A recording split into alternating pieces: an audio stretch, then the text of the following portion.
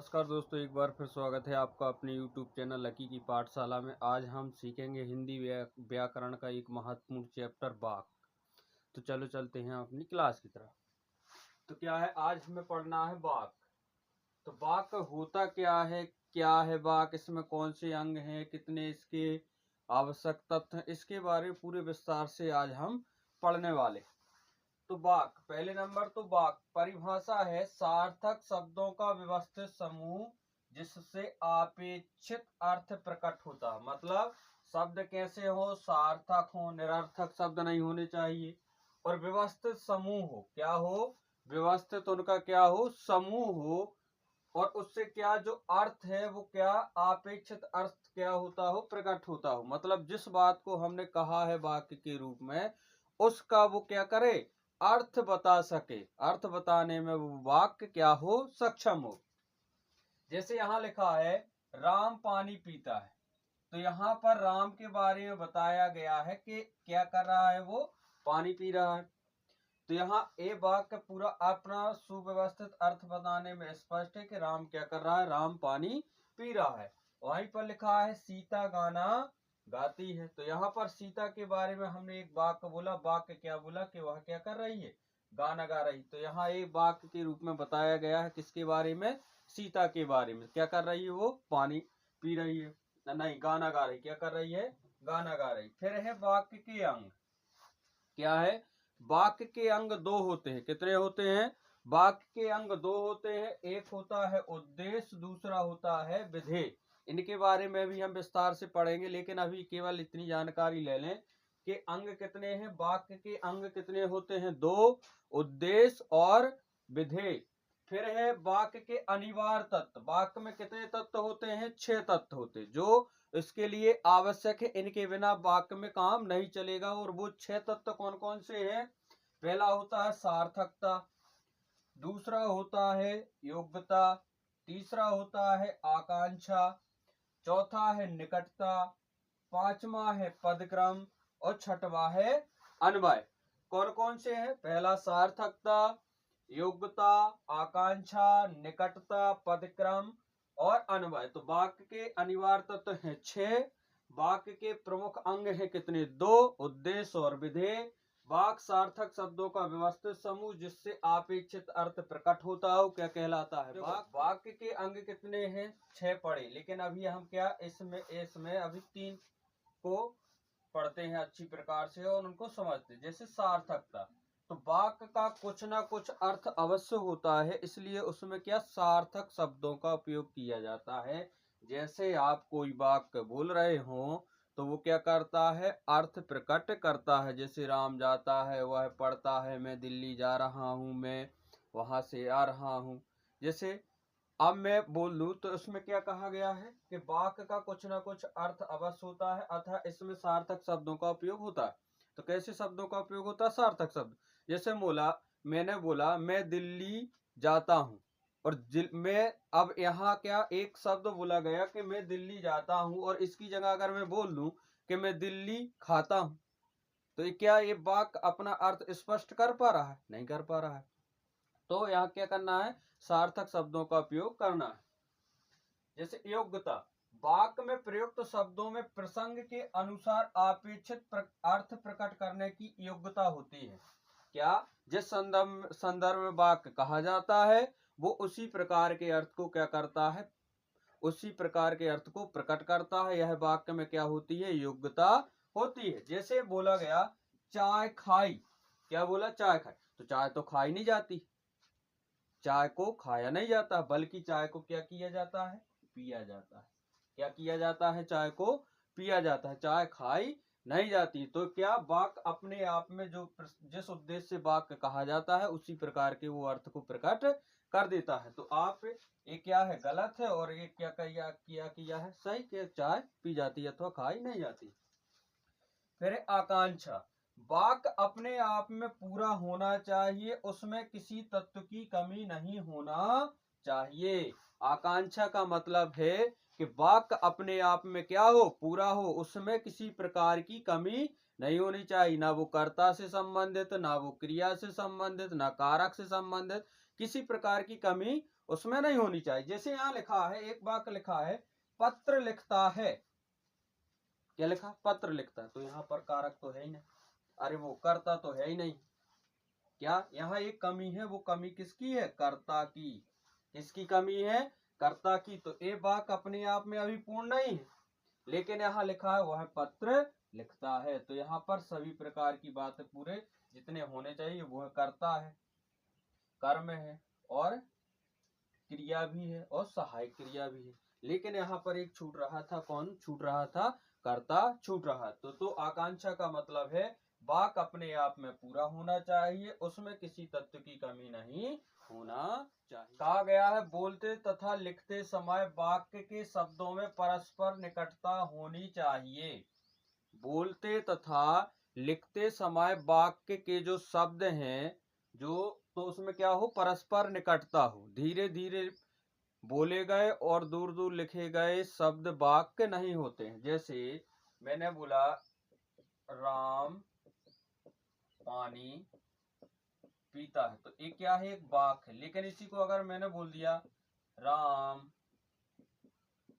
पानी पीता है, तो अब ये क्या है, पास पास नहीं है बल्कि क्या है, दूर दूर है। तो क्या ये वाक्य है, ये वाक्य नहीं है, क्या है, शब्द है। लेकिन क्या लिखा है, परस्पर क्या होनी चाहिए, निकटता होनी चाहिए। तो निकटता का मतलब ये है, तो ये वाक्य बने, लेकिन अभी ये क्या है, अलग अलग दूर दूर लिखे हैं, तो ये क्या है, शब्द है, वाक्य नहीं है। तो परस्पर क्या होनी चाहिए, निकटता होनी चाहिए। फिर है पदक्रम। पदक्रम का मतलब है वाक्य में पदों का क्रम निश्चित होना चाहिए। पदक्रम का मतलब है वाक्य में पदों का क्रम निश्चित होना चाहिए। निश्चित होने चाहिए, जैसे देखना यहाँ क्या है, जैसे यहाँ लिखा है सुहावनी है रात होती, क्या सुहावनी है रात होती है, तो क्या यहाँ ये वाक्य स्पष्ट लग रहा है, इसके पद सही क्रम से जमे हुए हैं, बिल्कुल नहीं जमे हुए। क्या वाक्य क्या होता है, चांदनी रात सुहावनी होती है, तो ये क्या है, ये पदों का निश्चित क्रम है और एक क्या रखे गए हैं, अनिश्चित क्रम में। तो इस प्रकार नहीं होते, क्या है, इस प्रकार वाक्यों के पद क्या निश्चित क्रम में होनी चाहिए। फिर क्या है, अन्वय। अन्वय का मतलब है वाक्य में लिंग वचन पुरुष काल कारक आदि का क्रिया के साथ ठीक ठीक मेल होना चाहिए। क्या बोला गया है, वाक्य में लिंग वचन पुरुष काल कारक आदि का क्रिया के साथ ठीक ठीक मेल होना चाहिए।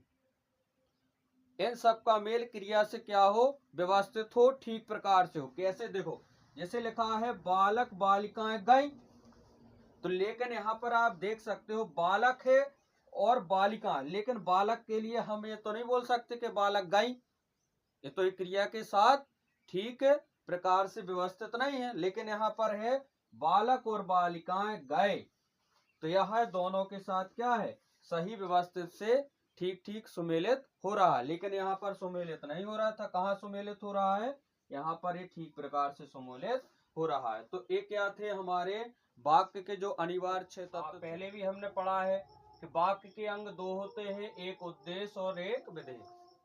क्या वाक्य के कितने अंग होते हैं, दो, एक है उद्देश्य और दूसरा है विधेय। अब उद्देश्य किसे कहते हैं, तो उद्देश्य जिसके बारे में कुछ बताया जाता है। वाक्य में जिसके बारे में कुछ बताया जाता है वो क्या होता है, उद्देश्य होता है। जैसे अभी मैं क्या कर रहा हूँ, पढ़ा रहा हूँ, तो मेरे बारे में बताया गया कि मैं क्या कर रहा हूँ, पढ़ा रहा हूँ। तो यहाँ जिसके बारे में बताया जा रहा है, क्या जिसके बारे में बताया जा रहा है। तो यहाँ कहा लिखा है अनुराग खेल, तो अनुराग के बारे में बताया गया है कि वह खेलता है। सचिन दौड़ता है, तो सचिन के बारे में बताया गया है कि वह क्या कर रहा है, तो दौड़ता है। तो मतलब यहाँ पर उद्देश्य है अनुराग और यहाँ पर है सचिन, तो इस किसके, अनुराग के बारे में और सचिन के बारे में बताया गया है। तो ये क्या हो गए, दोनों उद्देश्य हो गए। अब है विधेय। वाक्य में उद्देश्य के बारे में जो बताया जाता है, कंफ्यूज नहीं होना, स्पष्ट है। क्या जो उद्देश्य है जिसके बारे में कुछ बताया जाता है, तो यहाँ अनुराग के बारे में बताया गया हो, सचिन के बारे में बताया। तो ये उद्देश्य होगा। विधेय, वाक्य में उद्देश्य के बारे में जो कुछ बताया जाता है, तो मेरे बारे में बताया गया, मैं पढ़ाता हूँ, तो यहाँ पढ़ाना। और जैसे अनुराग खेलता है तो उसके बारे में खेलना बताया गया कि वो खेलता है।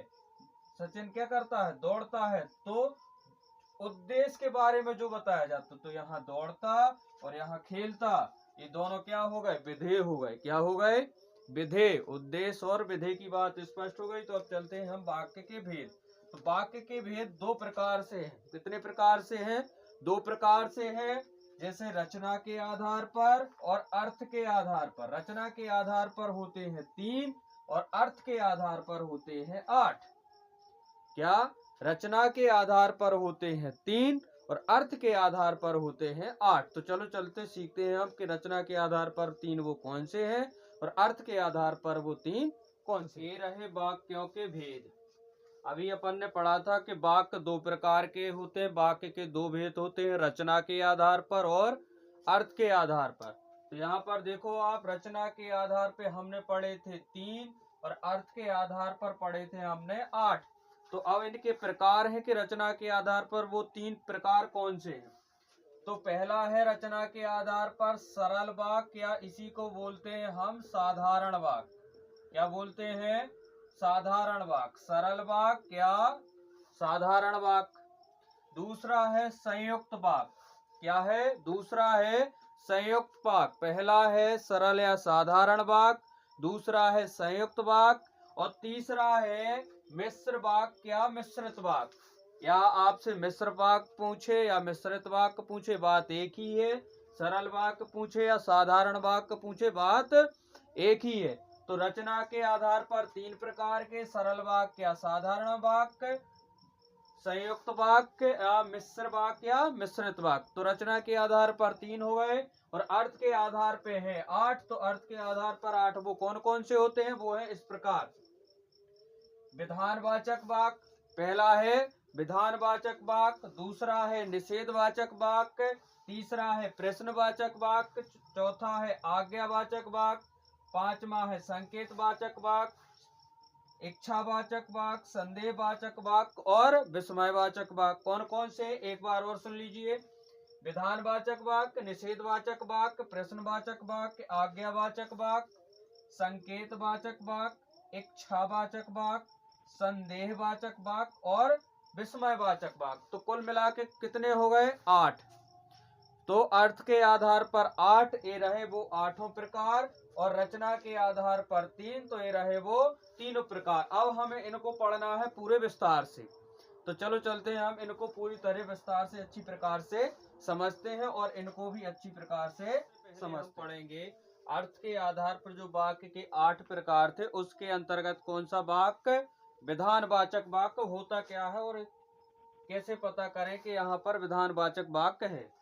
तो जिन वाक्यों में किसी कार्य के करने या होने का ज्ञान होता है, जिन वाक्यों में किसी काम के करने या होने का बोध, या तो काम कोई कर रहा होगा या तो कार्य अपने आप हो रहा होगा।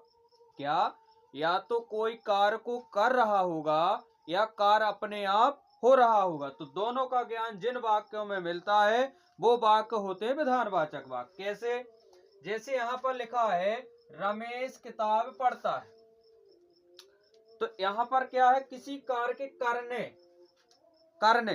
तो यहाँ पर काम कौन कर रहा है, रमेश काम कर रहा है कि किताब को पढ़ता है। क्या कर रहा है, किताब को पढ़ रहा है। और यहाँ पर आप देख सकते हो वर्षा हो रही। अब ऐसा तो है नहीं कि ऊपर टिल्लू पंप ले गए और खोल दिया और पानी बरसने लगे। तो ऐसा तो कोई करता नहीं है कि पानी पेड़ के पास गए, पेड़ को हिलाया और हवा चलने लगी। तो ऐसा भी नहीं है। तो कार्य क्या, जो अपने आप हो। तो अपने आप हो, जैसे हवा चलना, पानी गिरना, बिजली चमकना, बादल गरजना, तो ये कार्य क्या है, अपने आप होते हैं। तो ये भी किसके अंतर्गत आते हैं, विधानवाचक वाक्य। करने और होने का ज्ञान हो जहां, वो होता है विधानवाचक वाक्य। अब है निषेधवाचक। निषेध का मतलब होता है नहीं से। किससे, नहीं से, मतलब यहाँ कार्य नहीं होगा। क्या, यहाँ पर कार्य सीधी बात होगा ही नहीं। जैसे वर्षा नहीं हो रही, तो देखो आप निषेध का मतलब किससे है? नहीं से, जहां नहीं लगा है। आप समझ जाओ कौन सा वाक्य है। निषेधवाचक वाक्य, कार्य नहीं हो रहा है तो कौन सा निषेधवाचक वाक्य? वह दिल्ली नहीं जा रहा है, तो कहाँ नहीं जा रहा है? कहाँ? दिल्ली नहीं जा रहा, मतलब काम हो ही नहीं रहा। ठीक है, तो ये कौन से वाक्य? निषेधवाचक वाक्य। फिर है प्रश्नवाचक वाक्य। जिन वाक्यों में क्या किए जाए? प्रश्न किए जाए, प्रश्न पूछे जाए। वह कौन है, क्या वह जाता है, क्या वह पढ़ता है, वहां पर कौन खड़ा है, कौन था, कहाँ था, कैसा था, वैसा था, ये सब क्या है? प्रश्न। तो जिनमें क्या पूछे जाए? प्रश्न। और सबसे बड़ी बात, प्रश्नवाचक चिन्हों में पीछे क्या है? प्रश्नवाचक वाक्यों में प्रश्नवाचक चिन्ह भी लगा रहता है। क्या लगा रहता है? प्रश्नवाचक चिन्ह लगा रहता है, जिससे हमें क्या, इनकी पहचान हो जाती है। क्या वह पढ़ता है? हमने पूछा उस किसी से, क्या वह पढ़ता है? तो ये क्या है? प्रश्न ही तो प्रश्नवाचक वाक्य। वह कौन है? वह कौन है? तो ये क्या है? प्रश्न। तो यहाँ पर क्या पूछा जा रहा है? प्रश्न पूछा जा, किसी से पूछा जा रहा है कि वह कौन है। तो यहाँ भी कौन सा वाक्य हो गया? प्रश्नवाचक वाक्य। तो ये रहे हमारे तीन, विधानवाचक वाक्य, निषेधवाचक और प्रश्नवाचक वाक्य। आशा करते हैं आपको समझ में आ गए होंगे। क्या है आज्ञावाचक वाक्य? जिन वाक्यों से आज्ञा, प्रार्थना, उपदेश आदि का ज्ञान होता है, आज्ञावाचक वाक्य कहलाते। क्या क्या? जिन वाक्यों से आज्ञा, क्या किसी को आज्ञा देना, ठीक है। प्रार्थना, क्या हम कर रहे?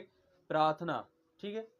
और उपदेश आदि का ज्ञान होता है, आज्ञावाचक वाक्य कहलाते हैं। आज्ञा, प्रार्थना, उपदेश। जैसे किसी को हमने कुछ लाने को कहा कि वो लेकर आओ, तो ये आज्ञा हो गई। प्रार्थना, कृपया वह उठा कर ले आओ, तो ये प्रार्थना हो गई। क्या आज्ञा? वो उठा के लाओ, ये आज्ञा है। कृपया वह उठा कर ले आओ, तो ये क्या हो गई? प्रार्थना हो गई। और उपदेश, किसी को अच्छी जानकारी देना।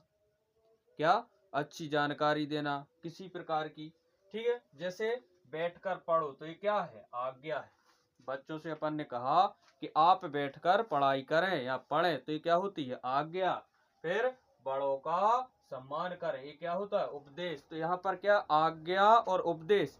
कृपया बैठकर पढ़ें, तो ये क्या हो गई? प्रार्थना। तो जिन वाक्यों से आज्ञा, प्रार्थना और उपदेश आदि का ज्ञान होता है, वो कौन से वाक्य होते हैं? आज्ञावाचक वाक्य। इच्छावाचक वाक्य। जिन वाक्यों से इच्छा, किसी आशीष या शुभकामना आदि का ज्ञान हो, वो क्या होता है? इच्छावाचक वाक्य। कौन कौन से? इच्छा, आशीष और शुभकामना, ये क्या है? कौन सा वाक्य है? इच्छावाचक वाक्य। जैसे तुम्हारा कल्याण हो, क्या हो? तुम्हारा कल्याण हो, ये क्या है? आशीष। क्या है? आशीर्वाद है कि तुम्हारा कल्याण हो, ये आशीर्वाद हो गया। आज तो मैं केवल फल खाऊंगा, क्या लिखा? आज तो मैं केवल फल खाऊंगा, ये मेरी इच्छा है। क्या? ये मेरी इच्छा है कि आज मैं केवल क्या खाऊंगा? फल खाऊंगा। जैसे शुभकामना, तुम्हारी यात्रा मंगलमय हो, तुम्हारा पेपर अच्छा जाए, ये क्या हो गई? शुभकामनाएं हो गई। तुम अपने काम में तरक्की करो, ये क्या है? शुभकामना है। क्या है? शुभकामना। तो जिन वाक्यों से इच्छा, आशीष और शुभकामना आदि का ज्ञान हो, तो वो वाक्य होते हैं इच्छावाचक वाक्य। फिर है संदेहवाचक वाक्य। क्या हो? संदेह हो। क्या? संदेह। तो अब इसमें क्या है? पूरा विश्वास नहीं है हमें, क्या है? संदेह है, कुछ आशंका है, शंका है, तो वो कौन से वाक्य होते हैं? संदेहवाचक वाक्य। शायद शाम को वर्षा हो, बादल देखे आसमान में और इच्छा हो गई, हो सकता है शायद क्या शाम को बारिश हो, नहीं हो अथवा ना हो, लेकिन क्या शंका है, हो सकती है। वह आ रहा होगा, भला ही वो मस्ती कर रहा हो, आ रहा होगा। हमारे अंदर तो इच्छा है कि मैंने दोस्त को बुलाया था, वो आ रहा होगा, तो भला ही वो दोस्त रजाई ओढ़ के घर पे सो रहा हो, लेकिन क्या है? वह है आ रहा होगा। तो यहाँ क्या है? संदेह। क्या है? संदेह। तो यहाँ पर किसकी बात हो गई? संदेह। तो जिन वाक्यों में क्या हो? संदेह छिपा हो, तो वो संदेहवाचक वाक्य होते हैं। ठीक है, अब देखते हैं। जिन वाक्यों से शर्त का बोध होता है, यानी एक क्रिया दूसरी क्रिया पर निर्भर होती है। जैसे यदि परिश्रम करोगे तो सफल होगे, और अगर वर्षा होगी तो फसल होगी। मतलब पानी गिरेगा तभी हमारी फसल क्या होगी? अच्छी होगी। पानी नहीं गिरेगा तो हमारी फसल अच्छी नहीं होगी। तो ये कौन से वाक्य था? संकेतवाचक वाक्य। फिर है विस्मयवाचक वाक्य। जिन वाक्यों से आश्चर्य, घृणा, क्रोध, शोक आदि भावों का ज्ञान हो। क्या क्या हो? जिन वाक्यों से आश्चर्य, घृणा, क्रोध, शोक आदि भावों का ज्ञान हो, वो कौन से वाक्य कहलाते हैं? विस्मयवाचक वाक्य कहलाते। जैसे वाह कितना सुंदर दृश्य है, मतलब इसके अंतर्गत वो वाक्य आते हैं जिनको देख के आप क्या हो जाए, एकाएक चौंक जाओ। जैसे आप कहीं पर जा रहे हो, वहां पर कोई अच्छा पक्षी दिख जाए आपको, तो आप तुरंत बोल पड़ो, अरे कितना सुंदर पक्षी। तो जो अरे बोला है आपने और कुछ क्षण के लिए रुके, वही क्या है? विस्मय, आश्चर्य। क्या है? आश्चर्य। बड़ा कौतूहल वाली चीज अपन ने देख ली, अब क्या हो गए? आश्चर्यचकित हो गए। तो वही क्या होता है? विस्मय। जैसे वाह कितना सुंदर दृश्य। तो यहाँ पर जो विस्मय वाचक चिन्ह की पहचान, ये क्या? ये चिन्ह है, ये दिया रहता है, तो वो वाक्य कौन सा होता है? विस्मय वाचक वाक्य। जैसे शाबाश, आपने अच्छा काम किया। कोई कार्य अच्छा कर दे तो उसे क्या अपन ने क्या दी? शाबाश, शाबाशी दी। तो शाबाश, आपने अच्छा काम कर दिया। तो ये कौन से वाक्य थे हमारे? कौन सा वाक्य था? विस्मयवाचक वाक्य। और हमने पूरे अर्थ के आधार पर वाक्यों को पूरी डिटेल से पढ़ लिया है। अब पढ़ना हमें रचना के आधार पर वाक्यों को। तो चलो सीखते हैं हम रचना के आधार पर वाक्यों को विस्तार। ये रहे हमारे रचना के आधार पर वाक्यों के प्रकार, तो इनको हमें अच्छी प्रकार से समझना है। पहला वाक्य प्रकार है सरल वाक्य। तो जिन वाक्यों में एक उद्देश्य और एक विधेय हो। क्या? एक उद्देश्य और एक विधेय हो, वो कौन से वाक्य कहलाते हैं? सरल वाक्य या साधारण वाक्य। हम पहले पढ़ चुके हैं क्या? उद्देश्य और विधेय के बारे में। जिन वाक्यों में एक उद्देश्य हो और एक विधेय हो, मतलब जिसके बारे में कुछ कहा जाए वो उद्देश्य हो, और क्या उद्देश्य के बारे में जो कहा जाए वो विधेय। तो मतलब कितने? एक उद्देश्य होता है और एक विधेय होता है, तो वो कौन से कहलाते हैं? सरल वाक्य या साधारण वाक्य। मतलब कर्ता भी एक होता है और क्रिया भी एक ही होती है, तो वहां कौन से वाक्य होते हैं? सरल और साधारण वाक्य कहलाते। जैसे मुकेश पढ़ता है, तो यहाँ पर कर्ता भी एक है और क्रिया भी एक है। वह खाता है, तो यहाँ भी कर्ता भी एक है और क्रिया भी एक है। वो कौन से वाक्य कहलाते हैं? सरल वाक्य या साधारण वाक्य कहलाते हैं। जैसे अब है दूसरा वाक्य संयुक्त वाक्य। कौन सा वाक्य? संयुक्त वाक्य। अब इसको अच्छे से देखना है और सुनना है। जिन वाक्यों में दो या दो से अधिक सरल वाक्य योजकों। क्या? इसमें दो या दो से अधिक वाक्य किसके? योजकों के। किसके?